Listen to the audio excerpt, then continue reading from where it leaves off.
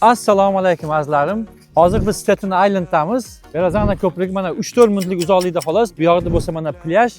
8-martga ayolimga nima sovg'a qilsam ekan deb mana gul oldim, lekin o'ylab qoldim. Har yili faqat bir xil sovg'a gul ekan. Bu yil traditsiyani o'zgartiramiz, gulni qo'yamiz va o'rniga boshqa sovg'a berishga qaror qildim.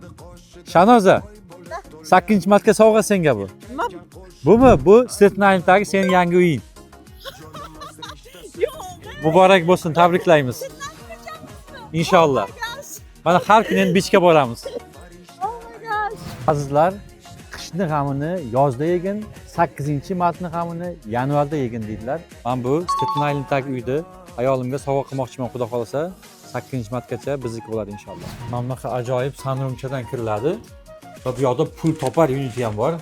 Kafellar qilingan mana bunaqa ajoyib zal, yangi oshxona, bu yoqda mana dush va bir bedroom xonasi bilan birga. Mana ayollarimiz yoqtirganda mana svetli zal, bu yoqda mana dining bo'lyapti. Shiftlari juda ham baland, svetli. Va bu yoqda deydigan bo'lsak, mana kafellar bilan qilingan oshxona. Shahnoza, endi oshxonani o'zing almashtirib olasan sovg'angni. Mana orqada hech qanaqa qo'shnilar yo'q, faqat tabiat. Огородlar juda ham katta, letniy kuxnya ham qilsa bo'ladi. Gap bo'lish mumkin emas, baxtligingiz ochiladi.